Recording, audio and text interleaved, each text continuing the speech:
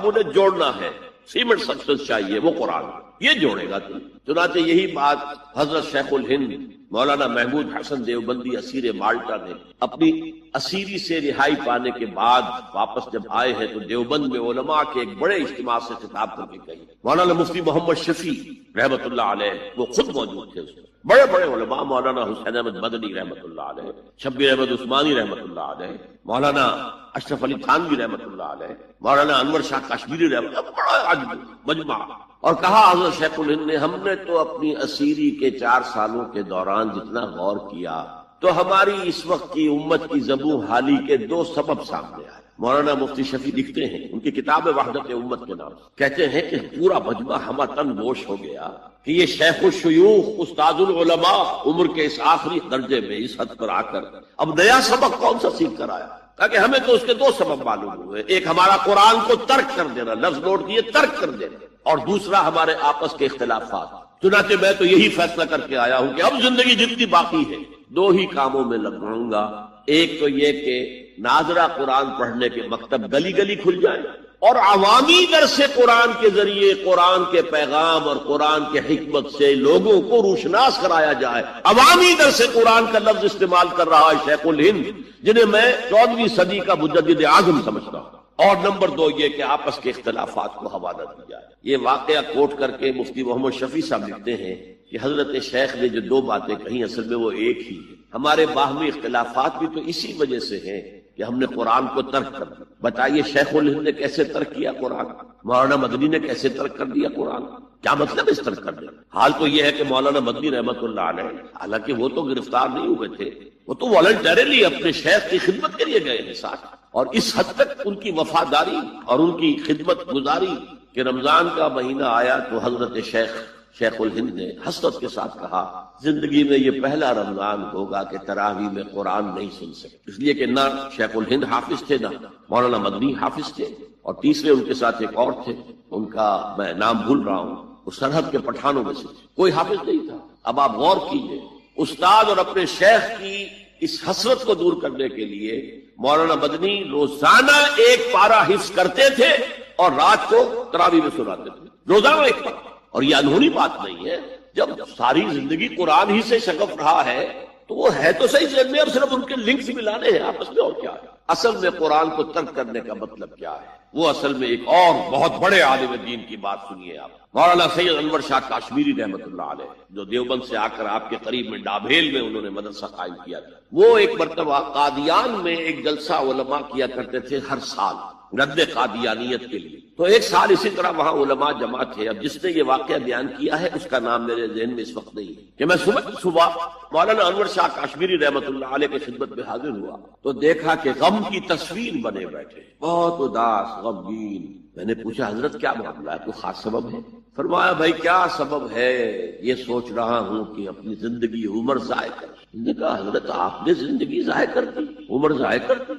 آپ نے علم، بیہقی وقت کہلاتے ہیں انور شاہ کاشمیری، جیسے امام بیہقی تھے، محدث اور فقیہ دونوں اعتبارات سے بلند، تو آپ نے پڑھنے پڑھانے میں، سیکھنے سکھانے میں ساری عمر گزار دی، تو آپ کی زندگی ضائع کیسے؟ کہنے لگے ہم نے سارا زور اسی پر رکھا کہ ثابت کر دیں کہ شافعی کی رائے صحیح نہیں ہے، ہماری رائے صحیح، اسی کے لیے دلائل، اسی کے لیے بحثیں، اسی کے لیے لمبی چوڑی جو ہے ہمارے ہاں نشستیں منعقد ہوئی مدارس کے اندر، حالانکہ اللہ کے ہاں یہ ہم سے سوال نہیں ہوگا۔ گمراہیاں طرح طرح کی پھیل رہی ہیں، ہم ان بحثوں میں لگے ہوئے، حالانکہ زیادہ سے زیادہ یہ کہا جا سکتا ہے کہ قول اصحابنا ثواب محتمل الخطا، اور جو قول دوسروں کا ہے وہ خطا ہے محتمل الثواب۔ زیادہ سے زیادہ یہ کہہ سکتے ہیں ہم کہ ہمارے جو اسلاف ہیں، ہمارے جو اساتذہ ہیں، ان کا قول صحیح ہے، اگرچہ اس کے خطا ہونے کا بھی امکان ہے۔ ہم یہ نہیں کہہ سکتے کہ اس کے غلط ہونے کا کوئی امکان ہی نہیں، معصوم تو وہ نہیں تھے۔ اور قولہم، ان کا جو ہمارے سامنے ہے مد مقابل ہے، اور وہ شافعی ہے۔ اصل تو جو ٹکراؤ تھا وہ فقہ حنفی اور فقہ شافعی کے مابین۔ ہم صرف یہ کہہ سکتے ہیں کہ ان کا یہ قول خطا ہے، غلطی ہے، اگرچہ احتمال موجود ہے کہ وہی صحیح ہو، اس کے سوا تو ہم کچھ نہیں کہہ سکتے۔ اور ہم نے اپنی ساری زندگی اس کام میں لگا دی، لیکن میں کہہ نہیں سکتا اس پر کتنے رنج اور صدمے کا اظہار کروں کہ مجدد وقت شیخ الہند رحمۃ اللہ علیہ اور بیہقی وقت مولانا انور شاہ کاشمیری رحمۃ اللہ علیہ ان کی ان باتوں کا کوئی اثر ان کے شاگردوں نے قبول نہیں کی. وہی روش ہے، وہی فقہی بحثیں ہیں. جب میں نے پاکستان میں تحریک خلافت کا آغاز کیا، کچھ احادیث بیان کی، اچھے علماء نے کہا کہ ڈاکٹر صاحب ہم نے تو یہ حدیثیں پہلی مرتبہ آپ سے سنی. یہ حدیثیں جو ہیں یہ ہیں کتاب الملاحم میں، اشراط الساعہ، علامات القیامہ، کتاب الفتن، اور حدیث کے ان ابواب پر تو پہنچتے پہنچتے ہم ایگزاسٹ ہو چکے ہوتے ہیں. ہماری ساری بحثیں جو ہے وہ ختم اور وقت ختم ہو جاتا ہے ان فقہی بحثوں کے اندر. یہاں تک تو ہم پہنچتے ہی نہیں. بہرحال دوسرا نقطہ جیسا کہ میں نے عرض کیا، پہلا اینٹیں پکاؤ، مضبوط کرو. یا ایھا الذین آمنوا اتقوا اللہ حق تقاتہ ولا تموتن الا وانتم مسلمون. اور دوسرا ان کو جوڑنے کے لیے قرآن کو ایز اے سیمنٹ سبسٹنس استعمال کرو. واعتصموا بحبل اللہ جميعا ولا تفرقوا واذکروا نعمت اللہ علیکم اذ کنتم اعداء فالف بین قلوبکم فاصبحتم بنعمتہ اخوانا وکنتم علی شفا حفرۃ من النار. تم تو تباہی آگ کے گڑھے کے کنارے تک پہنچ گئے تھے، گرا چاہتے تھے. فانقذکم منہا، تو اللہ نے اسے تمہیں نکالا. کذالک یبین اللہ لکم آیاتہ لعلکم تہتدون. اسی طرح اللہ تعالیٰ تمہارے لیے اپنی آیات کی تبیین کر رہا ہے، وضاحت کر رہا ہے تاکہ تم ہدایت حاصل کر سکو. اگر ایک غیر مسلم دائرہ اسلام میں داخل ہونا چاہتا ہے تو کس فرقے یا گروپ کو اپنائے، جبکہ آج کل ہر دوسرا شخص ایک نیا گروپ بنائے ہوئے ہے جس میں آپ کی شخصیت بھی شامل ہے. ایک خاتون ہے جو سکر سے تشریف لائی ہے. دیکھیے اس میں فرقہ اور گروپ دو الفاظ استعمال ہوئے ہیں. ایک تو ہے کہ جو دین کے لیے کام کرنے والی مختلف جماعتیں ہیں وہ کسی فرقے کی بنیاد پر ہیں تو وہ علیحدہ ہے، جیسے کہ دیوبندی، اور وہ ایک جماعت جو ہے وہ ایک مسلک کی بنیاد پر ہے. اسی طریقے سے اہل حدیث، جمعیت اہل حدیث، وہ ایک جماعت ہے کہ جو مسلک کی بنیاد پر ہے. لیکن بعض جماعتیں وہ ہیں جو کسی مسلک کی بنیاد پر نہیں ہے. مثلاً تبلیغی جماعت ہے وہ کسی مسلک کی بنیاد پر نہیں ہے. جماعت اسلامی کسی مسلک کی بنیاد پر نہیں ہے.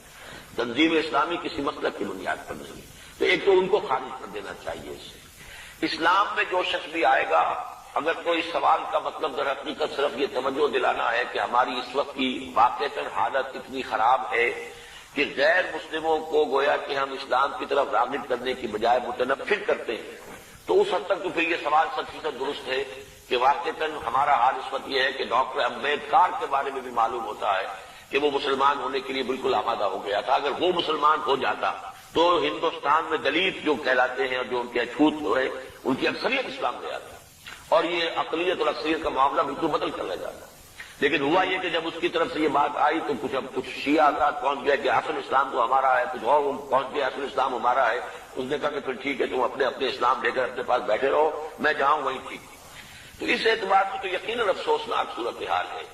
لیکن اس کے باوجود ہم دیکھتے ہیں کہ آج بھی دنیا میں مسلمان لوگ ہو رہے ہیں، امریکہ میں ہو رہے ہیں مسلمان ہو رہے ہیں. ایفرو امریکن بھی نہیں، جو وائٹ امریکن تھے ان میں سے بھی کوئی نہ کوئی تو مسلمان ہو رہا ہے. اس سب کے باوجود جس کے دل میں اسلام کی بنیادی حقائق جو ہیں وہ جادوگی ہو جاتے ہیں، اس سب کے باوجود اسلام لے آتے ہیں. اس میں بھی بتاؤ یہ ہوتا ہے کہ بہت سے لوگ اسلام لائے ہیں وہ قادیانی ہو گئے، اس لیے کہ قادیانیوں نے تبلیغ کی وہاں پر اور کسی نے تبلیغ کی نہیں تھی. کچھ عرصے کے بعد انہیں معلوم ہو گیا کہ قادیانیت ایک علیحدہ شے ہے، اسلام علیحدہ شے ہے. وہ پھر اسلام میں واپس آ گئے، اسلام میں آ گئے، واپس نہیں اسلام میں آ گئے. قادیانیت ذریعہ بن گئی اسلام میں آنے کا. یہ ویسٹ کوسٹ آف افریقہ پر جو چھوٹے چھوٹے ممالک ہیں ان میں سے اکثریت میں قادیانی مشن قائم ہوئے تھے. انہوں نے بہت جد و جہد کر کے وہاں لوگوں کو اسلام کے نام پر قادیانی بنایا. لیکن اس کے بعد ختم نبوت کی جو تحریک ہے اس کے لوگ بھی وہاں پر پہنچے، انہوں نے جا کر ان کو واضح طور پر بیان کیا کہ اسلام یہ ہے اور یہ لوگ جو اس میں یہ کرو، تو وہ مسلمان ہو گئے. اس حوالے سے میرے نزدیک جد و جہد ہماری جاری رہنی چاہیے. باقی یہ خرابی کہ ہم فرقوں میں بٹے ہوئے ہیں یہ اپنی جگہ پر ایک خرابی ہے. نہ صرف فرقوں میں بٹے ہونا خرابی ہے، ہمارے اخلاق پست ہیں، ہمارے کردار پست ہیں، ہم جھوٹ بولتے ہیں، ہم کاروبار میں دھوکہ کرتے ہیں. اس کی وجہ سے بھی اسلام سے دنیا متنفر ہوتی ہے. آپ کو معلوم ہے کہ اس کی وجہ سے نمبر کتنی جگہوں سے ہمارے کاروباری روابط ختم ہو گئے کہ یہاں امپورٹ کا کوئی آرڈر دیں گے اگر تو یہاں سے شاید ایک دفعہ مال صحیح آئے دوسری مرتبہ غلط آ جاتا ہے. تو یہ ساری رکاوٹیں ہیں کہ ہم مسلمان اپنی ان گراوٹوں اور خرابیوں کی وجہ سے لوگوں کے اور اسلام کے درمیان ایک حجاب بن گئے ہیں. یہ اپنی جگہ حقیقت ہے، اس کے باوجود ہمیں جدوجہد کرنی ہے اور کوشش. دین اگر سمجھنا ہے تو ہمیں پیچھے کے پیچھے جانا پڑے گا یہاں تک. البتہ حضور تک پہنچنے کا مطلب کیا ہے؟ ایک حضور نے ہمیں قرآن دیا، ایک حضور ان دونوں کو ہمیں اختیار کرنا. اب یہ ہے کہ قرآن مجید کی کسی آیت سے استدلال کرنے میں اختلاف ہے، کسی حدیث سے استدلال کرنے میں اختلاف ہے، حدیثیں بعض اوقات کنٹرڈکٹری بھی آ جائیں، ان کے مابین توافق پیدا کرنا یہ ایک بڑی علم ہے۔ تو یہ جو انفر کرنا ہے قرآن سے اور حدیث سے، اسے ہمارے فقہا نے اپنی زندگیاں میں لایا، اور اس اعتبار سے اگر ان کو فالو کیا جا رہا ہے تو اس بنیاد پر کہ یہ قرآن اور سنت کی تعبیر۔ لیکن اصل میں ہوا کیا ہے، جب ہمارا دور زوال شروع ہوا، امام ابو حنیفہ نے تو یہ کہا تھا کہ اگر کوئی صحیح حدیث تمہیں مل جائے میرے کسی موقف کے خلاف تو میری بات کو اٹھا کے دیوار پر دے مانگنا۔ لیکن اس کے بعد یہ ہوتا ہے کہ فرقہ پرستی، یہ فرقہ پرستی جو ہے اس نے ساری خرابی، ورنہ ہم یہ سمجھیں، اور میں نے اس کے اوپر جو ہے ایک انٹرویو بھی میں نے حال ہی میں کیا ہے، اور میں نے یہ 20 اگست 1980 کو تقریر کی تھی علماء کنونشن، جو ضیاء الحق صاحب کے دور میں علماء کنونشن 2-3 ہوئے تھے، ان میں سے پہلا کنونشن تھا، اس میں بھی شریک تھا، اس میں میں نے تقریر کی کہ ان فقہی اختلافات کا حل کیا۔ تو میں نے کہا تھا کہ جہاں تک تو فیملی لاز ہے اور پرسنل لا، اس میں ہر فقہ کو کھلی آزادی ہے، کیونکہ بڑے سینسیٹیو ایشوز ہیں، عقائد کا معاملہ ہے تو سینسیٹیو۔ اب نماز میں فرض کیجئے یا روزے کے اندر اگر آپ طے کر دیں فلاں وقت پر روزہ کھولنا ضروری ہے، تو ہو سکتا ہے کسی فقہ کے نزدیک اس وقت روزہ کھولنا درست نہ ہو۔ چیزوں کو تو چھوڑ دیا جائے لوگوں پر، let them do what they are, لیکن لا آف دی لینڈ میں کسی فقہ کو تسلیم، بلکہ سب کو تسلیم کیا جائے۔ اب یہ میرے فرق کو سمجھ لیجیے، کوئی فقہ بائنڈنگ نہیں، لیکن تمام فقہوں کو ہم اپنا سمجھیں کہ یہ ہمارا ایک اثاثہ علمی، ایک کامن ہیریٹاج ہے، ہمارا تراث علمی۔ امام ابو حنیفہ نے یہ کہا، مالک نے یہ کہا، شافعی نے یہ کہا، حنبلی نے یہ کہا، امام جعفر صادق نے یہ کہا، امام زید نے یہ کہا، اور حزم نے یہ کہا، اور فلاں نے یہ کہا، عبادیوں نے یہ کہا۔ یہ گویا کہ ہمارا ایک کامن جو ہے، یہ ہمارا اثاثہ، اس سب کو سامنے رکھ کر آپ ایک نئی آدمی سازی کریں۔ تو اس حوالے سے یہ، لیکن یہ ہوگا کیسے؟ جیسا کہ آپ نے علماء کی بات کی، علماء تو اس کے اندر اتنے سخت ہیں، اتنے سخت کہ ایک فقہ سے باہر قدم نکالنا گویا کہ آپ ان کے نزدیک کفر ہے۔ حالانکہ کہتے یہ ہیں کہ کم سے کم 4 فقہوں کو تو میں نے تو 8 گنوائی نا، حنفی، مالکی، شافعی، حنبلی، جعفری، زیدی، عباضی اور ظاہری، یہ 8 فقہ، یہ 8 میں یہ سب کے سب جو ہے انہوں نے قرآن اور سنت سے استفادہ کیا۔ ان سب کو رکھے بیک گراؤنڈ میں، جیسے کہ آپ کو معلوم ہے کہ ہائی کورٹ، سپریم کورٹ کے فیصلوں میں یہ حوالے آیا کرتے ہیں کہ بامبے ہائی کورٹ نے فلاں ایسا ہی مقدمہ تھا، اس میں یہ فیصلہ کیا، یہ پریسیڈنٹ کلکتہ ہائی کورٹ نے یہ کیا تھا، یا جو انگلستان کی سب سے اونچی جو ہائی کورٹ ہے اس نے یہ فیصلہ کیا۔ یہ پریسیڈنٹس کے طور پر بطور دلیل اپنے جو وہ ہوتے ہیں فیصلے ان کو کوٹ کیے جاتے ہیں، تو ہم جو ہے فیصلہ اس کے مطابق کرتے ہیں۔ میں کہہ رہا تھا کہ ہمارے جو سنی فقہاء ہیں، وہ جو علماء ہیں، چاروں کو کہتے ہیں حق ہے، حنفی بھی حق ہے، شافعی بھی حق ہے، مالک بھی حق ہے اور حنبلی بھی، لیکن تمہیں ایک کی پیروی کرو۔ یہ میرے خیال میں ہے، اور اس کی وجہ سے بھی کیا ہے، اس میں غلطی ہماری ہے، نتیجہ وہ ہے ہم نے نہ دین پڑھنا ہے نہ سیکھنا ہے، ہم نے ایک مولوی کلاس پیدا کر دی، ایک پروفیشن پیدا کر دی۔ حالانکہ اسلام میں کوئی مولوی پروفیشن، اسلام میں کوئی پاپائیت نہیں، اسلام میں کوئی برہمنزم نہیں۔ یہ نہیں ہے کہ جب تک برہمن نہیں آئے گا شادی نہیں ہو سکتی، جب تک برہمن نہیں آئے گا ارتھی جو ہوتی ہے اس کو آگ نہیں لگائی جاتی ہے۔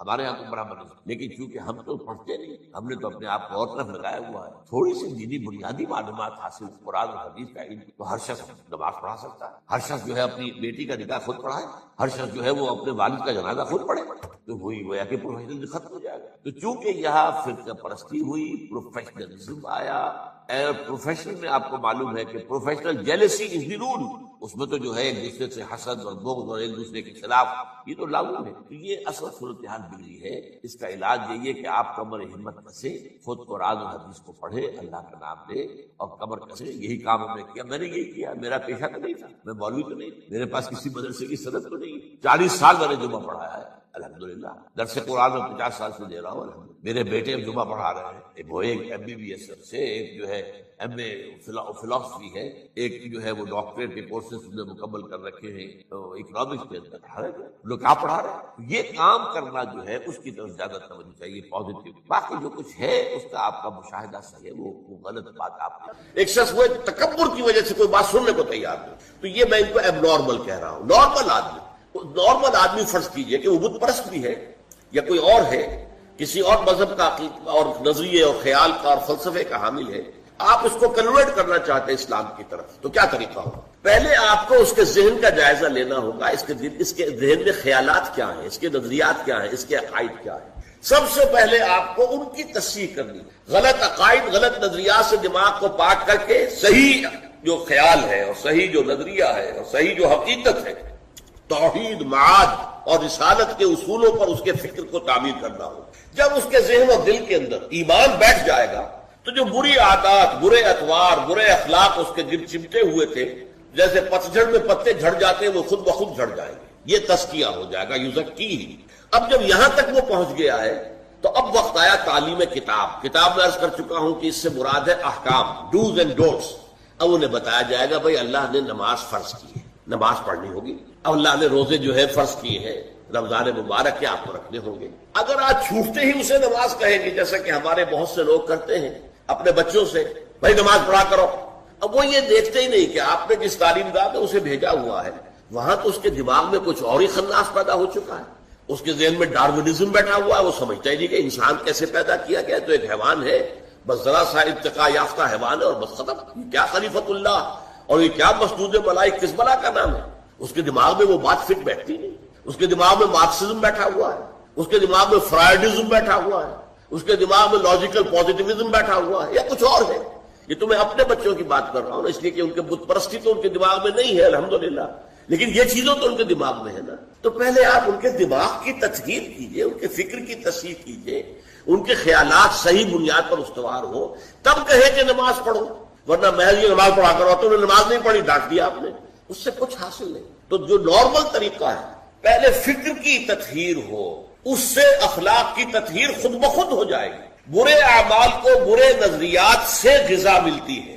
جب نظریہ یہاں یہ بیٹھ جائے گا کہ مرنے کے بعد جی اٹھنا ہے اور جواب دہی کرنی ہے اپنے ایک ایک فعل اور عمل کی، تو خود بخود جو ہے انسان کے وہ جو بھی اس کے جو پتے لگے ہوئے تھے برائیوں کے، وہ پتے پتجھڑ کے موسم کے جھڑ جائیں گے. اب انہیں فقہ کی تعلیم دیں، قرآن کے احکام بتائیں، اس کے آداب بتائیں، حرام کیا ہے حلال کیا ہے یہ بتائیں.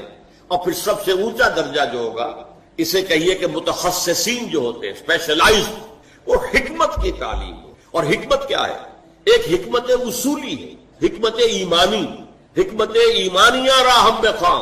یہ بڑا عمدہ شعر ہے مولانا روم کا، چند خانی حکمت یونانیہ. کب تک یونانیوں ہی کی حکمت اور فلسفہ پڑھتے رہو گے؟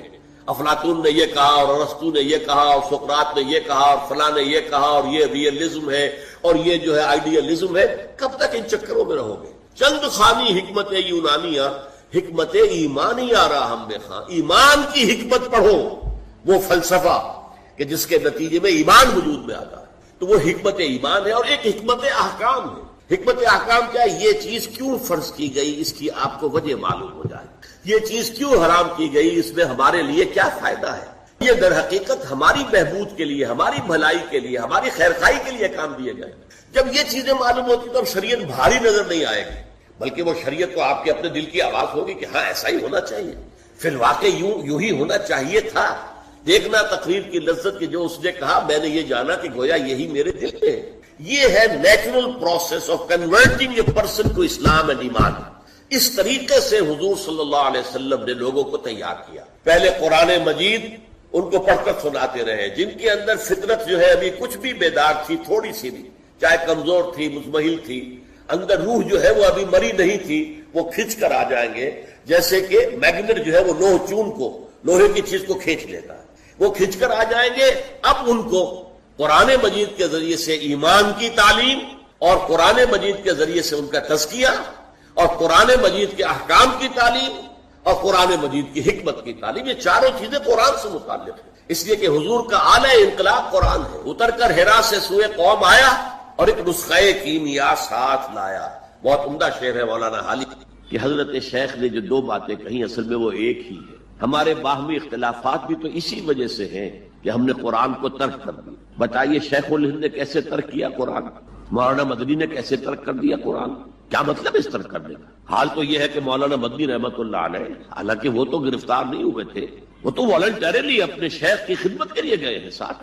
اور اس حد تک ان کی وفاداری اور ان کی خدمت گزاری کہ رمضان کا مہینہ آیا تو حضرت شیخ الہند نے حسرت کے ساتھ کہا زندگی میں یہ پہلا رمضان ہوگا کہ تراویح میں قرآن نہیں سن سکیں گے. اس لیے کہ نہ شیخ الہند حافظ تھے، نہ مولانا مدنی حافظ تھے، اور تیسرے ان کے ساتھ ایک اور تھے، ان کا میں نام بھول رہا ہوں، وہ سرحد کے پٹھانوں میں سے تھے، کوئی حافظ نہیں تھا. اب آپ غور کیجئے، استاد اور اپنے شیخ کی اس حسرت کو دور کرنے کے لیے مولانا مدنی روزانہ ایک پارہ حفظ کرتے تھے اور رات کو تراویح میں سناتے تھے، روزانہ ایک پارہ. اور یہ انہونی بات نہیں ہے، جب ساری زندگی قرآن ہی سے شغف رہا ہے تو وہ ہے تو صحیح ذہن میں، اب صرف ان کے لنکس ملانے ہیں آپس میں، اور کیا ہے.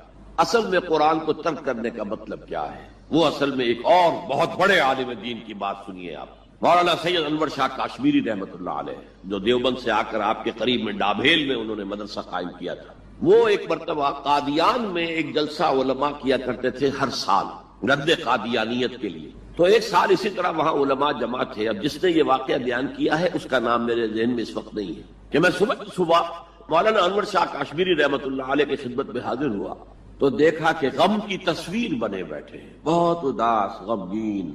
میں نے پوچھا حضرت کیا معاملہ ہے، کوئی خاص سبب ہے؟ فرمایا بھائی کیا سبب ہے، یہ سوچ رہا ہوں کہ اپنی زندگی عمر ضائع کر دی. میں نے کہا حضرت آپ نے زندگی ضائع کر دی، عمر ضائع کر دی؟ آپ نے علم، بیہقی وقت کہلاتے ہیں انور شاہ کاشمیری، جیسے امام بیہقی تھے، محدث اور فقیہ دونوں اعتبارات سے بلند. تو آپ نے پڑھنے پڑھانے میں، سیکھنے سکھانے میں ساری عمر گزار دی، تو آپ کی زندگی ضائع کیسے؟ کہنے لگے ہم نے سارا زور اسی پر رکھا کہ ثابت کر دیں کہ شافعی کی رائے صحیح نہیں ہے، ہماری رائے صحیح ہے. اسی کے لیے دلائل، اسی کے لیے بحثیں، اسی کے لیے لمبی چوڑی جو ہے ہمارے ہاں نشستیں منعقد ہوئی مدارس کے اندر. حالانکہ اللہ کے ہاں یہ ہم سے سوال نہیں ہوگا. گمراہیاں طرح طرح کی پھیل رہی ہیں، ہم ان بحثوں میں لگے ہوئے. حالانکہ زیادہ سے زیادہ یہ کہا جا سکتا ہے کہ قول اصحابنا ثواب محتمل الخطا، اور جو قول دوسروں کا ہے وہ خطا ہے محتمل الثواب. زیادہ سے زیادہ یہ کہہ سکتے ہیں ہم کہ ہمارے جو اسلاف ہیں، ہمارے جو اساتذہ ہیں، ان کا قول صحیح ہے، اگرچہ اس کے خطا ہونے کا بھی امکان ہے. ہم یہ نہیں کہہ سکتے کہ اس کے غلط ہونے کا کوئی امکان ہی نہیں، معصوم تو وہ نہیں تھے. اور قولہم، ان کا جو ہمارے سامنے ہے مد مقابل ہے، اور وہ شافعی ہے.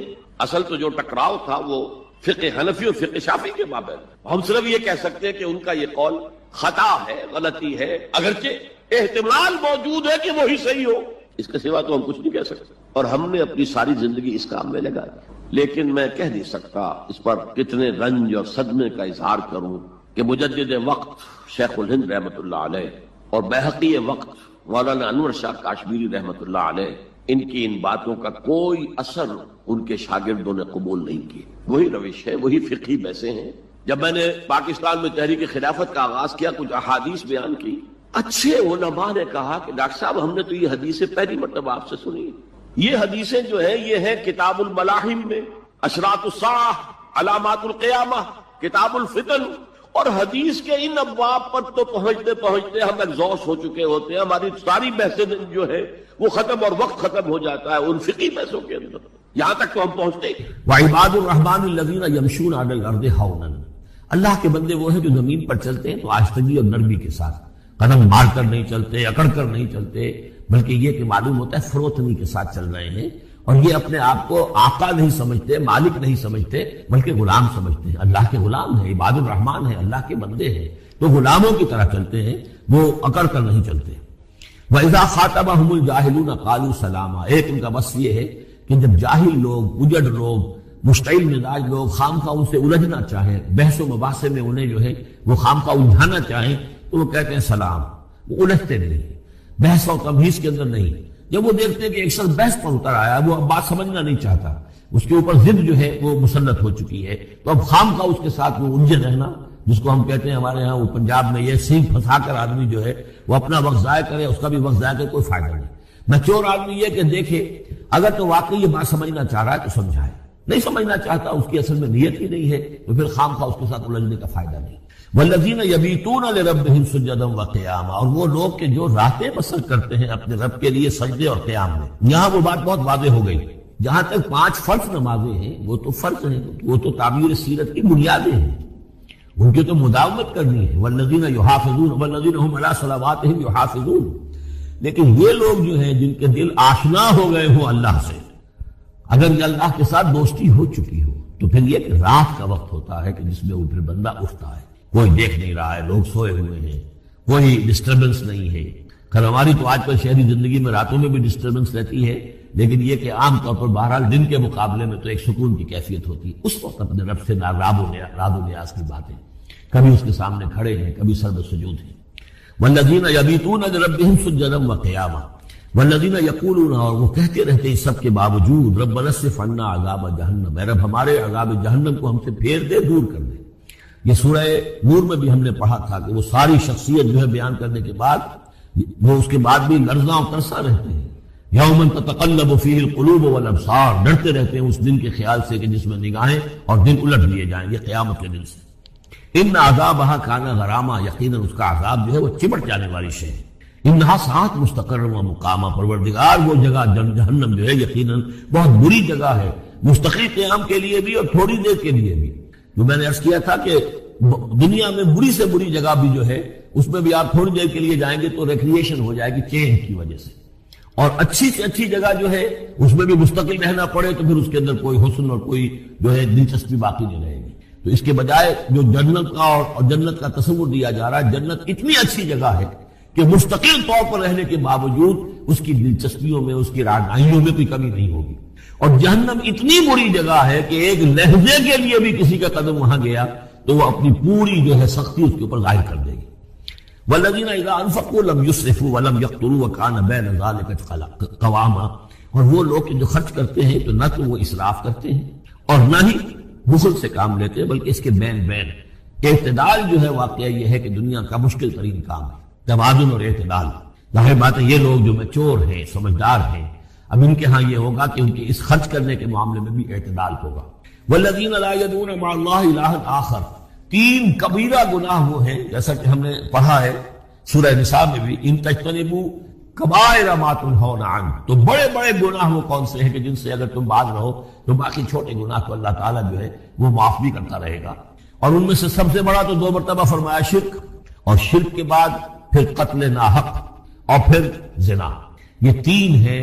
قتل ناحق سے بھی در حقیقت تمدن کی جڑ کٹ جاتی ہے، اور زنا سے تمدن جو ہے وہ سڈاس بن جاتا ہے، پھر اس کے اندر گندگی ہو جاتی ہے۔ تو اس حوالے سے یہ 3 چیزیں یہاں بیان کی جا رہی ہیں۔ والذین لا یدعون مع اللہ الہا آخر، وہ لوگ کہ جو نہیں پکارتے اللہ کے ساتھ کسی اور معبود کو۔ ولا یقتلون النفس التي حرم اللہ الا بالحق، نہ ہی قتل کرتے ہیں کسی جان کو جس کو کہ اللہ نے محترم ٹھہرایا ہے مگر حق کے ساتھ۔ قتل کے بدلے قتل والا معاملہ ہے، یا مرتد کا قتل ہے، یا زانی شادی شدہ کا رجم ہے، جو بھی ہے۔ ولا یزنون، نہ وہ زنا کرتے ہیں۔ ومن یفعل ذلک یلقى اثاما، اور جو کوئی بھی یہ کام کرے گا وہ اس کی پاداش کو پکڑ کر اس کو جو ہے اس حاصل کر کے رہے گا، یعنی لازماً اس کی سزا اس کو مل کر رہے گی۔ یلقى اثاما یضاعف له العذاب یوم القیامہ، قیامت کے دن اس کا عذاب دگنا کر دیا جائے گا۔ یہ آیت اس اعتبار سے بہت اہم ہے کہ منکرین حدیث نے بہت شور مچایا ہوا ہے کہ قرآن مجید میں کہیں عذاب قبر کا کوئی تذکرہ نہیں ہے، صراحتاً واقعتاً نہیں ہے، احادیث میں بہت تفصیل ہے، لیکن یہ کہ یہ مقام ایسا ہے کہ جس سے ثابت ہوتا ہے کہ قیامت کے دن سے پہلے بھی عذاب ہے۔ یضاعف له العذاب یوم القیامہ، دگنا کیا جائے گا ان کے لیے عذاب قیامت کے دن۔ اس کا مطلب ہے کہ عالم برزخ میں بھی ان کے لیے عذاب ہے۔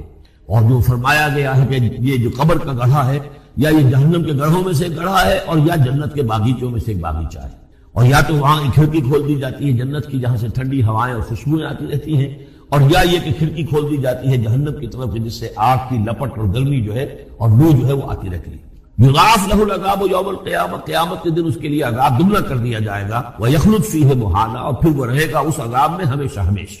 الا من تاب، استثناء ہے، استثناء یہ ہے من تابہ، جو جس نے توبہ کر لی دنیا ہی کے اندر موت کے آنے سے پہلے معلم یغرغر، الا من تاب و آمن، اور ایمان لایا۔ گویا کہ جو شخص اس قسم کے گناہوں میں مبتلا ہوتا ہے چاہے وہ قانوناً کافر نہ ہو، حقیقتاً وہ کافر ہو جاتا ہے، ایمان اس کے دل سے نکل جاتا ہے، لہذا توبہ گویا کہ اثر نو ایمان لانے کے مترادف ہے۔ الا من تاب و آمن وعمل عملا صالحا، اور وہ پھر عمل کرے نیک، فاولئک یبدل اللہ سیئاتہم حسنات، تو ایسے لوگوں کی برائیوں کو اللہ تعالیٰ نیکیوں سے بدل دیتا ہے۔ اس کے دونوں معنی ہے کہ توبہ کے نتیجے میں ایک تو نامہ اعمال میں جو اندراج ہوا تھا برائی کا وہ صاف ہو جائے گا اور اس کی جگہ نیکی کا اندراج ہو جائے گا، اور یہ معنی بھی ہے کہ زندگی میں اس دنیا میں توبہ کے نتیجے میں اخلاق جو ہے وہ پاک صاف ہو جاتے ہیں، دامن اخلاق کے دھبے دھل جاتے ہیں، اور انسان کا جو دامن کردار ہے پھر صاف شفاف ہو جاتا ہے۔ وَكَانَ اللَّهُ غَفُورًا رَحِيمًا، اور اللہ تعالیٰ غفور الرحیم ہے۔ وَمَن تَابَ وَعَمِلَ صَالِحًا، اب دوبارہ تکرار کی گئی، اور جو توبہ کرے اور پھر نیک عمل کرے، فَإِنَّهُ يَتُوبُ إِلَى اللَّهِ مَتَابًا، تو وہ ہے کہ جو توبہ کرتا ہے اللہ کی جناب میں جیسا کہ توبہ کرنے کا حق ہے۔ توبہ توبہ کی تسبیحیں ہو رہی ہوں، استغفار کی تسبیحیں ہو رہی ہوں، اور آیت کریمہ کے ختم ہو رہے ہوں 1.25 لاکھ کا اور لاکھ کا، لیکن حرام خوری جو کی توں جاری ہو، وہ سارے غلط کام ویسے جاری ہو، وہ کوئی توبہ نہیں ہے، اس کا کچھ حاصل نہیں۔ والذین لا یشهدون الزور، اور وہ لوگ کہ جو جھوٹ کے پر موجود بھی نہیں رہتے۔ جھوٹ کی گواہی والی بات نہیں ہے یہاں، لیکن جھوٹ کی گواہی تو گویا کہ اس کے اندر خود بخود امپلائڈ ہے، یعنی ان کے اندر صداقت اور حق کے ساتھ اتنی غیرت ہوتی ہے کہ جہاں کوئی جھوٹ کا گزر بھی ہو وہاں وہ اپنی موجودگی بھی پسند نہیں کرتے۔ جھوٹ کا دھندا ہو رہا ہو، جھوٹ کا کاروبار ہو رہا ہو، جھوٹ بولا جا رہا ہو، یہ وہاں پر ان کی غیرت اور حمیت جو ہے صداقت کے ساتھ اور سچ کے ساتھ وہ اتنی ہے کہ وہ وہاں موجودگی بھی اپنی برداشت نہیں کرتے۔ وَإِذَا مَرُّوا بِاللَّغْوِ مَرُّوا كِرَامًا، اسی طریقے سے جب وہ کسی لغو کام کے پاس سے گزرتے ہیں تو اپنے دامن کو بچا کر گزر جاتے ہیں۔ دیکھیے وہاں بھی تھا سورہ مومنین کو شروع کی آیات میں وَالَّذِينَ هُمْ عَنِ اللَّغْوِ مُعْرِضُونَ، کہ جو لغو سے اعراض کرتے ہیں۔ اور یہاں یہ کہ اس کے پاس سے اگر گزر ہو بھی جائے اتفاقاً، خود تو قصد کرنا جو ہے بہت دور کی بات ہے، اس کا کوئی امکان ہی نہیں، اتفاقاً آپ راستہ چل رہے ہیں اور دیکھ رہے ہیں کوئی مداری کا تماشا ہو رہا ہے، آپ کا کوئی ارادہ نہیں تھا، لیکن وہاں رکیے بھی نہیں، وہاں سے جو ہے اپنے دامن کو بچاتے ہوئے نکل جائیے۔ والذین اذا ذکروا بآیات ربہم، اور وہ لوگ کہ جن کو جب ان کے رب کے آیات کے ذریعے سے نصیحت کی جاتی ہے، سمجھایا جاتا ہے، لم یخروا علیہا صما وعمیانا، تو نہیں گر پڑتے اس پر بہرے اور اندھے ہو کر۔ اس کے بھی دونوں معنی ہیں، ایک تو یہ کہ مخالفت پر اندھے بہرے ہو کر کمر کس لینا جیسے کہ قریش کر رہے تھے، تو گویا کہ تعریض ہے، ان پر ایک طنزیہ انداز ہے یہ کہ یہ لوگ جس طریقے سے کر رہے ہیں وہ معاملہ اللہ کے بندوں کا نہیں ہوتا۔ لیکن یہ دوسری طرف یہ بات بھی ہے کہ آیات قرآنیہ کو بھی اندھے بہرے ہو کر تو نہیں پڑھنا ہے اور سننا ہے، بلکہ غور کرنا ہے۔ افلا یتدبرون القرآن ام علی قلوب اقفالها، تو کیا یہ قرآن کی آیت پر تدبر نہیں کرتے؟ وَتَدَبَّرُوا فِيهِ لَعَلَّكُمْ تُفْلِحُونَ، تدبر کرو تاکہ تم سمجھو۔ تو اس طریقے سے محض جو ہے وہ قرآن مجید کو بھی اندھے بہرے ہو کر جو ماننا جو ہے اس سے بھی بہرحال عباد الرحمن جن کی یہاں تعریف کی جا رہی ہے ان کے مقام سے وہ جو مقام ہے ان کے مرتبے سے فروتر ہے۔ وَالَّذِينَ يَقُولُونَ رَبَّنَا هَبْ لَنَا مِنْ أَزْوَاجِنَا وَذُرِّيَّاتِنَا قُرَّةَ أَعْيُنٍ، اور وہ لوگ جو کہتے ہیں کہ اے رب ہمیں اپنی بیویوں اور ہماری اولاد کی طرف سے آنکھوں کی ٹھنڈک عطا فرما، یعنی یہ کہ جس راستے پر ہم چل رہے ہیں ہماری اولاد ہمارے گھر والے بھی اسی راستے پر چلیں تاکہ ہماری آنکھیں ٹھنڈی ہوں۔ ایسا نہ ہو کہ میں تو اللہ کے دین کے راستے کی طرف چلنے کی کوشش کر رہا ہوں اور اولاد کسی اور طرف کو دور لگا رہی ہے، تو ایک کشاکش ہے۔ پھر یہ جو صورتحال جو ہے فرکشن گھر کے اندر پیدا ہوتی ہے، تو اللہ تو ہمیں ہمارے گھر والوں سے آنکھوں کی ٹھنڈک عطا فرما، اور آنکھوں کی ٹھنڈک ظاہر بات ہے عباد الرحمان کی کن چیزوں میں ہوگی کہ وہ بھی اللہ کے بندے بنے، اللہ کی بندگی کے راستے پہ اختیار کریں۔ وَجْعَلْنَا لِلْمُتَّقِينَ إِمَامًا، اور ہمیں متقیوں کا امام بنا۔ اس کا یہ مطلب نہیں ہے کہ امامت کی طلب ہے، بلکہ یہ کہ ہم خود امام ہیں، ایک شخص اپنے گھر کا سربراہ ہے، امام ہے، تو اے اللہ جن کے ہم امام ہیں انہیں متقی بنا دے۔ اس لیے کہ ظاہر بات ہے کہ میدان حشر میں جب ہم چلیں گے تو اس ایک شخص کے پیچھے اس کی اولاد چلی آ رہی ہے اور معلوم ہو کہ وہ تو جہنمی ہے جو چلے آ رہے ہیں، یہ خود تو بہرحال ایک نیک آدمی تھا، نہیں، ہمارے پیچھے جو ہماری نسلیں آئیں اے اللہ انہیں بھی متقی بنا، جن کے ہم امام ہیں، جو ہمارے پیچھے ہیں، جن کے کہ ہم دنیا میں جیسے کہ فرمایا ہے ایک حدیث میں بھی آتا ہے کلکم راعٍ وکلکم مسئول عن رعیتہ، تم میں سے ہر شخص کی حیثیت ایک چرواہے کی ہے، اور اللہ نے کچھ نہ کچھ مخلوق جو ہے اپنی اس کے چرواہے کے حوالے کی ہے۔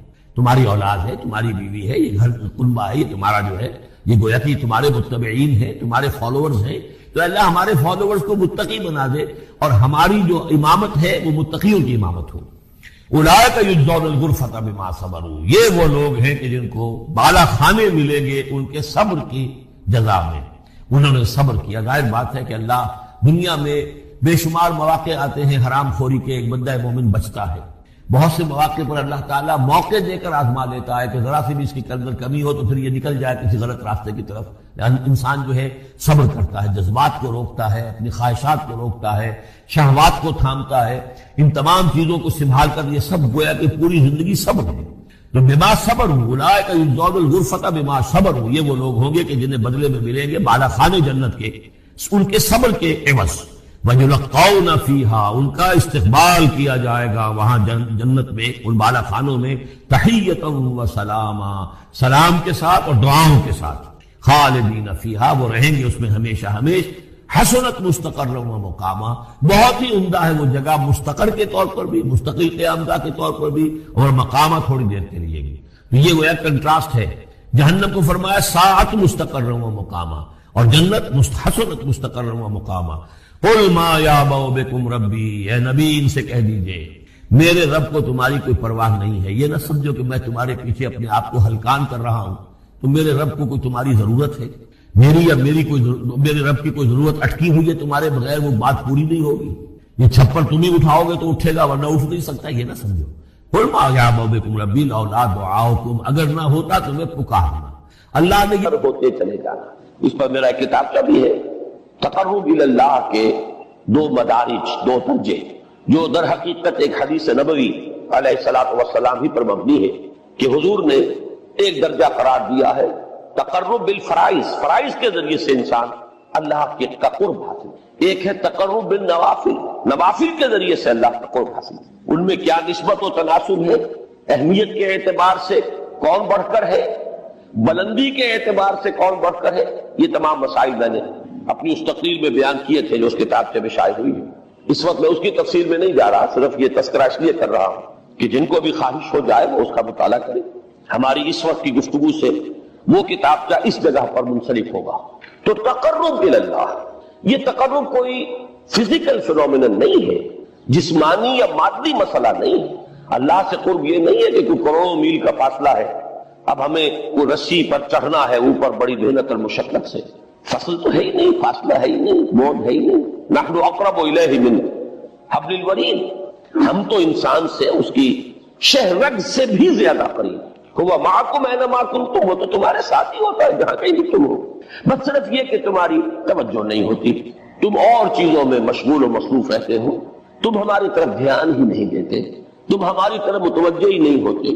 ہم تو مائل بے کرم ہے، کوئی سائل ہی نہیں، راہ دکھلائے کسی رہنم منزل ہی نہیں۔ انسان جب متوجہ ہو جاتا ہے اور بڑھتا ہے، آگے پیش قدمی کرتا ہے روحانی اعتبار سے، تو یہ ہے در حقیقت تقرب اللہ، اور اسی کو ہم کہیں گے روحانی۔ اب ان تین چیزوں کو اگر آپ نے ذہن میں جما لیا، پھر میری بات کی ترتیب اس کو ذہن میں قائم کیجئے۔ ہم چلے کہاں سے کہ دین کے ساتھ اصل مناسبت فلسفے کی نہیں، حکمت کی۔ نمبر 2، حکمت قرآنی کا پہلا اور اہم ترین اور بنیادی مسئلہ معرفت رب کا حصول، اس کا نتیجہ شکر خدا، اس کا ذریعہ آیات آفاقی، آیات انفسی، اور سب سے بڑھ کر آیات قرآنیہ، جو الذکر، جو تذکرہ ہے، جو ذکر ہے۔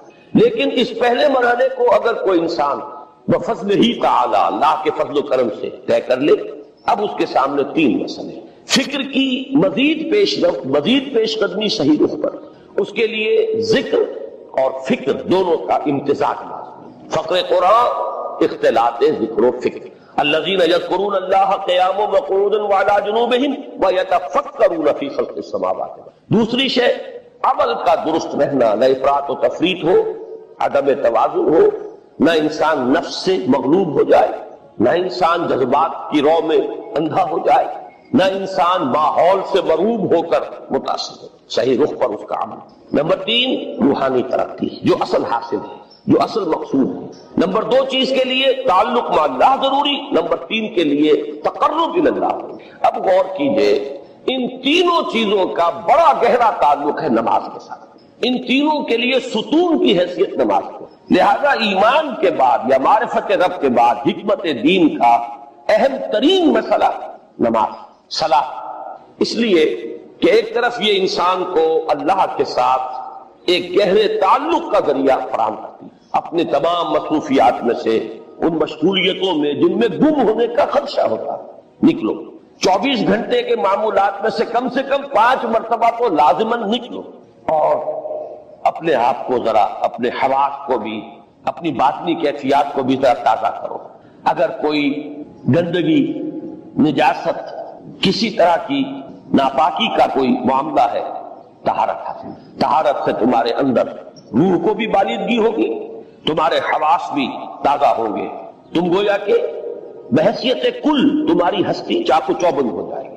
وہ کسل، وہ سستیاں، وہ جو ایک کثافتیں ہوتی ہیں، ان سب سے نجات حاصل کرو، اور اب اپنے رب کے حضور میں کھڑے ہو جاؤ، اس کے ساتھ اپنا عہد بھی تازہ کرو، اس کی اہم صفات کو بھی اپنے ذہن میں پھر مستحضر کرو۔ یہی وجہ ہے، دیکھیے میں نے جو آیات آپ کو شروع میں سنائی تھی، سورہ لقمان کی 2 آیتیں، پہلی آیت میں اس کا ترجمہ کر چکا، دوسری آیت وَلَقَدْ وَإِذْ قَالَ لُقْمَانُ لِابْنِهِ وَهُوَ يَعِظُهُ يَا بُنَيَّ لَا تُشْرِكْ بِاللَّهِ إِنَّ الشِّرْكَ لَظُلْمٌ عَظِيمٌ۔ اس کے بعد درمیان میں کچھ مضمون آ کر پھر وہ آیہ مبارکہ آئی، یا بنی اقم الصلاۃ وامر بالمعروف وانہی عن المنکر واصبر علی ما اصابک۔ گویا کہ اہم ترین چیز، بنیادی ترین چیز، اللہ کو محض پہچان لینا کافی نہیں ہے، یاد رکھنا ضروری ہے۔ اللہ یاد رہے گا تو فکر صحیح آگے بڑھے، اللہ یاد رہے گا اور اس کے ساتھ ایک گہرا تعلق جو ہے برقرار رہے گا تو عمل درست رہے گا۔ بالکل یہی بات سورہ طٰہٰ میں جو پہلی وحی حضرت موسیٰ علیہ السلام پر ہوئی اور پہلا مخاطبہ ہے، کیونکہ حضرت موسیٰ کو یہ انبیاء کرام کے مقدس گروہ میں ایک امتیازی حیثیت حاصل ہے کہ ان سے براہ راست گفتگو ہوئی ہے، اگرچہ صرف ایک پردہ تھا، وہ من ورائے حجاب گفتگو ہوئی ہے، لیکن یہ کہ کوئی فرشتے کا درمیانی جو ہے وہ لنک نہیں تھا، براہ راست اللہ تعالیٰ نے حضرت موسیٰ علیہ السلام سے کلام فرمایا۔ کلم اللہ موسیٰ تکلیما، موسیٰ سے تو اللہ نے کلام فرمایا جیسے کہ کلام کیا جاتا ہے۔ تو پہلا مخاطبہ ہے، یہ پہلا مکالمہ ہے، پہلی وحی کہیے، اسی میں یہ الفاظ بھی موجود ہیں، اننی انا اللہ لا الہ الا انا فاعبدنی واقم الصلاۃ لذکری۔ یہ گویا کہ حکمت قرآنی کا ایک بہت بڑا خزانہ ہے یہ آیت مبارکہ، کہ خود حضرت موسیٰ علیہ السلام کو جو ہدایت دی جا رہی ہے، میں ہوں، میں اللہ، اننی انا اللہ لا الہ الا انا، میرے سوا کوئی معبود نہیں، فاعبدنی، بس میری بندگی، میری عبادت، میری پرستش، میری محبت، اس کو اختیار کرو۔ وَأَقِمِ الصَّلَاةَ لِذِكْرِي، اور نماز کو قائم رکھو میری یاد کو۔ بلکہ اسی سلسلہ کلام میں آگے چل کر سورہ طٰہٰ میں آتا ہے، کافی گفت و شنید کے بعد جب حضرت موسیٰ نے کچھ معذرت بھی کی، کچھ دعائیں بھی کی، اللہ نے ایک دعا قبول بھی کی کہ ان کے بھائی کو بھی شریک کر دیا، حضرت ہارون کو بھی۔ اس کے بعد پھر جب فرمایا کہ اب جاؤ فرعون کی طرف، تو اس میں فرمایا وَلَا تَنِيَا فِي ذِكْرِي، اور دیکھنا یہ جو عظیم مشن تمہارے کندھے پر آ گیا ہے، بڑا بھاری اور کٹھن ایک فرض ہے جو تم پر عائد ہو گیا ہے، اس کے لیے سب سے بڑی تمہارے پاس جو قوت کا ذریعہ ہے وہ نماز ہے۔ فَلَا تَنِيَا عَن ذِكْرِي، میری یاد میں کبھی غفلت نہ کرنا، اس میں کبھی کوئی کمی نہ آنے دینا۔ جیسا کہ میں نے عرض کیا تھا کہ جیسے ہی وہ تعلق جو ہے کمزور پڑتا ہے یا منقطع ہو جائے معاذ اللہ، تو پھر انسان گویا کہ شیطان کے لیے ایک لقمہ تر بن جاتا ہے۔ اب آپ غور کیجئے، تیسری شے تقرب الی اللہ، اس کے حوالے سے بھی جو فرائض اور نوافل کی بات ہے اس کو اس وقت ذہن سے نکال کر یہ سمجھیے کہ اس میں نماز کا کیا مقام ہے، اس لیے کہ نماز فرض بھی ہے، نماز نفل بھی ہے، وہ تو دونوں میں شریک ہو جائے گی۔ اب اس کو لفظ صلاۃ کے حوالے سے آپ ان دونوں چیزوں کو سمجھیں، صاد لام واو یا یہ چونکہ حروف علت ایک دوسرے سے بدلتے رہتے ہیں، یہ جو مادہ ہے اس کی جو خالص لغوی اصل ہے، جو خالص عربی زبان میں اس کا بنیادی مفہوم ہے، وہ آگ جلانا یا آگ تاپنا یا آگ سینکنا، حرارت حاصل، لہذا بار بار آتا ہے جہنم کے ذکر میں، اسلوہا، اب جلو اس میں، تاپو اس کو، یہ سینکے گی تمہیں۔ بلکہ تفتلون کا لفظ آیا ہے حضرت موسیٰ کے کلام میں، جب وہ گئے تھے کوہ طور پر، جب پہنچ گئے تو تھے آگ کی تلاش میں، لعلکم تفتلون، تو اپنے اہل خانہ سے یہی کہا تھا کہ مجھے کہیں وہ روشنی نظر آ رہی ہے، غالباً کوئی وہاں سے آگ مل سکے گی، ورنہ یہ کہ کوئی رہنمائی کو رستہ مجھے مل سکے گا، میں وہ آگ لے آؤں گا، کوئی چنگاری وہاں سے لے آؤں، لعلکم تفتلون، تاکہ تم، اب یہ اصطلاح در حقیقت باب افتعال ہے، اور یہ تے یہاں پر توئے کی شکل اختیار کر گئی، تا نے توبل کی صورت اختیار کی صاد کی وجہ سے۔ بہرحال اس کا سب سے بنیادی مفہوم جو ہے وہ ہے تاپنا، سکائی حاصل کرنا، حرارت۔ اس کے حوالے سے سمجھ لیجئے کہ سب سے بنیادی تعلق اس کا جو ہے وہ روح کے ساتھ، روح میں محبت خداوندی کی آگ اگر ٹھنڈی پڑ گئی ہو، اگر محبت خداوندی کی حرارت میں کمی ہو گئی، تو اس کو اثر نو، جس کو کہ میں آج سوچ رہا تھا تو ایک لفظ ذہن میں آیا کہ جیسے بیٹری اس کو ریچارج کیا جاتا ہے، اسی طریقے سے روح کے اندر محبت خداوندی کی اس حرارت کو اثر نو تازہ کرنا، یہ ہے در حقیقت نماز کا اصل۔ اس لیے کہ اس لفظ کا بنیادی مفہوم، اصل لغوی مفہوم تو یہ، اگرچہ اس کا سب سے زیادہ کثرت سے جو استعمال ہوتا ہے، اور لفظ صلاۃ جس سے در حقیقت جس تصور پر مبنی ہے وہ ہے اقدام، کسی کی طرف متوجہ ہونا اور پھر دعا۔ صلاۃ کا سب سے قریبی مفہوم لفظی جب بیان کیا جائے گا، اس سے مراد، اس کے معنی، تو دعا اس میں اہم ترین، کسی کی طرف توجہ کرنا، مناجات کرنا، گفتگو کرنا، مخاطبہ، مکالمہ، دعا، یہ در حقیقت صلاۃ کا سب سے بڑا اصطلاحی مفہوم ہے۔ لیکن جو اس کا مادہ ہے، صاد لام واو یا صاد لام یا، اس کا اصل مفہوم جو ہے وہ تاپنا، حرارت حاصل کرنا۔ تو ان دونوں کے حوالے سے عرض کر رہا ہوں، وہ تاپنا اور حرارت حاصل کرنا وہ ہے روح کے اعتبار سے۔ وہ جو کہا اقبال نے کہ مجھے عشق کی آگ اندھیر ہے، مسلمان نہیں راہ کا ڈھیر۔ یہ عشق کی آگ جب بجھ جاتی ہے، در حقیقت یہی تو انسان کی روحانی موت ہے۔ یہ اب یہ نہ رہے تو چاہے منطق میں بہت انسان ماہر ہو۔ مجھے اقبال کا ایک شعر یاد آیا، تقابل کرتے ہوئے ایک انسان محکوم اور ایک انسان حر، آزاد انسان، ان کی نفسیات میں جو بنیادی فرق علامہ اقبال نے مختلف مواقع پر بیان کیے ہیں۔ محکوم ہے بیگانہ اخلاص و مروت، ہر چند کے منطق کی دلیلوں میں ہے چالاک، تو منطق کی دلیلوں میں انسان چالاک ہو جائے اور وہ لغت ہائے حجازی کا وہ ایک خزانہ بن جائے، اسے تمام الفاظ کے معنی یاد ہو، وہ بڑے مسائل فقہ کے اسے ازبر ہو، جزیات، بے انتہا جزیات جو ہے وہ مستحضر ہو، فلسفے کے بڑے بڑے مسئلے اس نے حل کر لیے ہیں، لیکن اگر روح میں وہ اللہ کی محبت کی آگ نہیں ہے، وہ تپش نہیں، مجھے عشق کی آگ اندھیر ہے، مسلمان نہیں راہ کا ہے۔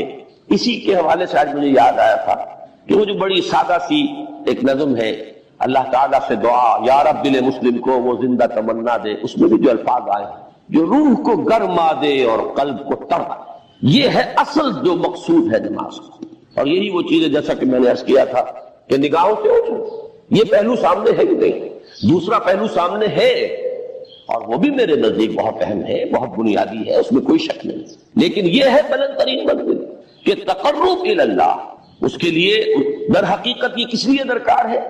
روح کے اندر عشق کی حرارت اور گرمی تازہ ہوتا ہے۔ بسا اوقات یہ اندر دب جاتی ہے، جیسے انگارہ ہوتا ہے آگ کا، اس کے اوپر خاک اور راکھ آ جاتی ہے، اندر کچھ ہوتی ہے، آگ دبی ہوئی سمجھ، آگ بجھی ہوئی نہ جان، اس دبی ہوئی آگ کو پھر ایک شعلہ بنانا، پھر اس کے اندر ایک حیات تازہ پیدا کرنا، یہ ہے نماز کا اہم ترین اور بلند ترین مقصد۔ لیکن اس کے ساتھ ہی اس نماز میں ذکر ہونا، اس کا یہ ذکر ہے، اور ذکر کی جب میں فہرست بیان کیا کرتا ہوں، بہت سے حضرات کے سامنے ہوگا کہ ذکر کا در حقیقت مفہوم ہے استحضار اللہ فی القلب۔ ہمارے ہاں غلطی سے جو ذرائع ذکر ہے انہیں ذکر قرار دے دیا گیا ہے۔ نماز ذکر نہیں ہے، نماز ذکر کا ذریعہ ہے۔ اقیم الصلاۃ لذکری، نماز قائم کرو میرے ذکر کے لیے۔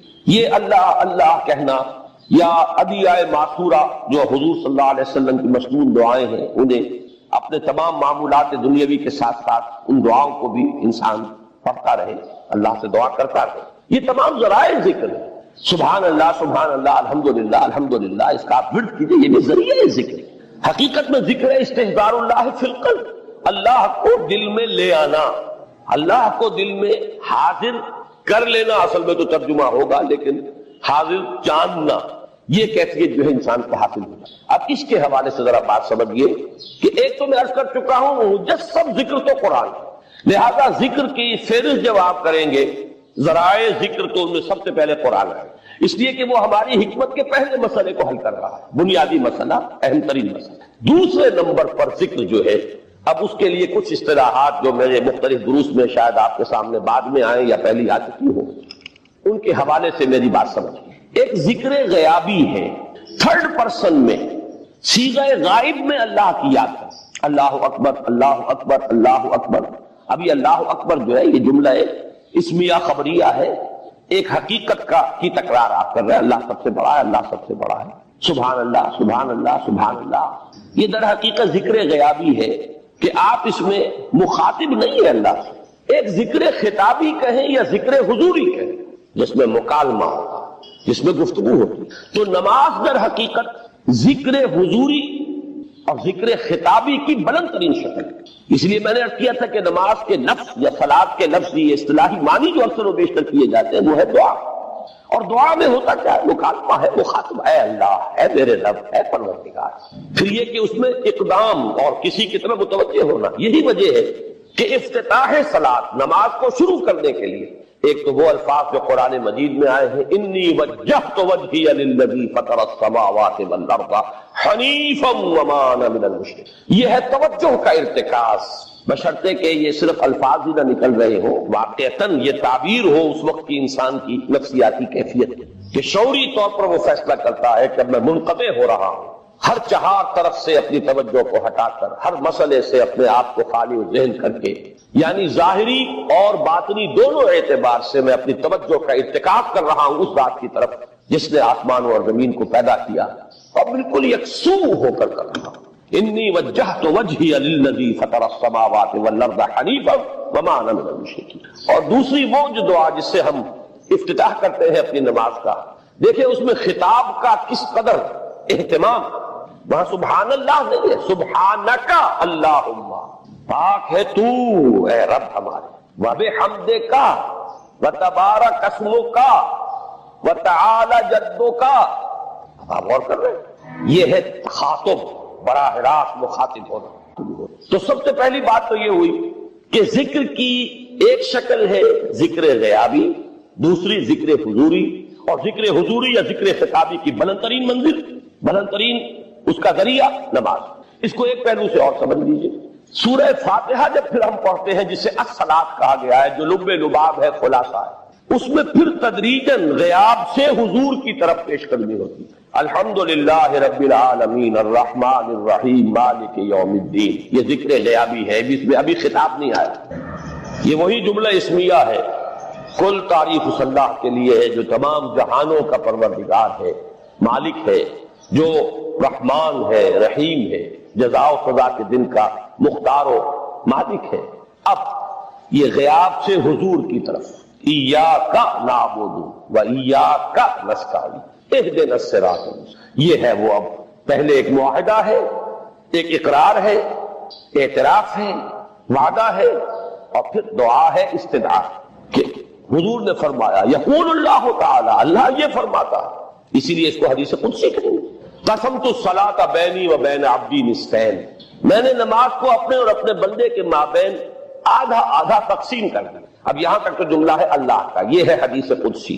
اب آگے جو ہے نریشن اس کی جو ہے حضور صلی اللہ علیہ وسلم کی جانب سے ہے، یعنی خبر دے رہے ہیں اللہ کی طرف سے ہی. ویسے تو تمام احادیث ہی گویا کہ ہم سمجھتے ہیں انسپائرڈ تو اللہ کی طرف سے ہی، لیکن یہ کہ جہاں صراحت ہو کہ اللہ کہتا ہے وہ حدیث قدسی ہے. تو یقول اللہ تعالی قسمت الصلاۃ بینی و بین عبدی نصفین، یہاں تک تو حدیث قدسی. اب دوسری عام حدیث ہے، اذا قال العبد الحمد للہ رب العالمین یقول اللہ تعالی حمدنی عبدی. جب بندہ کہتا ہے الحمدللہ رب العالمین، پروردگار کہتا ہے میرے بندے نے میری حمد کی. جب بندہ کہتا ہے الرحمن الرحیم، پروردگار فرماتا ہے ثنا علی عبدی، میرے بندے نے میری ثنا کی، بڑی تعریف کی. جب بندہ کہتا ہے مالک یوم الدین، اللہ فرماتا ہے مجدنی عبدی، میرے بندے نے میری بڑی بزرگی بیان کی ہے، تمجید کی ہے. پھر جب بندہ کہتا ہے ایاک نعبد و ایاک نستعین، اللہ فرماتا ہے ھذا ما بینی و بین عبدی ولعبدی ما سأل، یہ ہے میرے اور میرے بندے کے درمیان. یہ تو معاہدہ ہے نا، معاہدے میں تو دو فریق جکڑے جاتے ہیں، بند جاتے ہیں. یہ میرے اور میرے بندے کے درمیان ہے، اور میرے بندے نے جو طلب کیا میں نے دیا. اس لیے کہ اس میں طلب بھی تو ہے، ایاک نستعین، تیری مدد چاہتے ہیں، یہ طلب ہے. اسی کی شرح ہے جو اب آخری 3 آیتیں ہیں. پروردگار ہم تیری مدد چاہتے ہیں، پروردگار ہم تیری ہی بندگی کرتے ہیں اور کریں گے، اور تیری ہی مدد چاہتے ہیں، چاہیں گے. اگر حال میں اس کا ترجمہ کریں گے زمانہ حال کے اعتبار سے، اس لیے کہ فعل مضارع میں تو دونوں موجود ہیں، شامل ہیں، تو یہ ایک اعتراف ہے، اظہار حال ہے.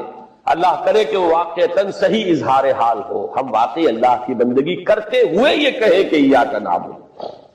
ورنہ اگر ہماری اصل صورتحال سے وہ مطابقت نہ رکھتا ہو تو پھر تو ایک طرح کا جھوٹ ہو جائے گا، غلط بیانی ہو جائے گی. ایاک نعبد، تیری ہی بندگی کرتے ہیں، اور مستقبل میں کیجئے، کریں گے، یہ ہے عہد. تیری ہی مدد چاہتے ہیں، تجھی سے مدد طلب کرتے، تجھی سے مدد چاہتے رہیں گے. اس کے لیے فرمایا ولعبدی ما سأل، اور پھر اس کے بعد وہ استدا ہے یا اهدنا الصراط المستقیم صراط الذین انعمت علیہم غیر المغضوب علیہم ولا الضالین. اس حدیث میں اس کو ایک ہی جملے کو لیا گیا ہے، ایک ہی جملے کی حیثیت سے.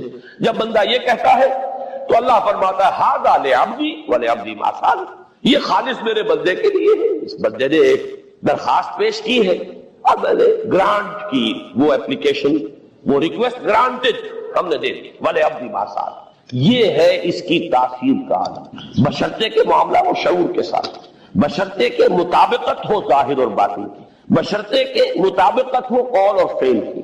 تو اس کا اتنا اونچا مقام ہے کہ ایک ایک جملہ ادھر ادا ہوا، ادھر اللہ کی طرف سے ریسپانس مل رہی ہے.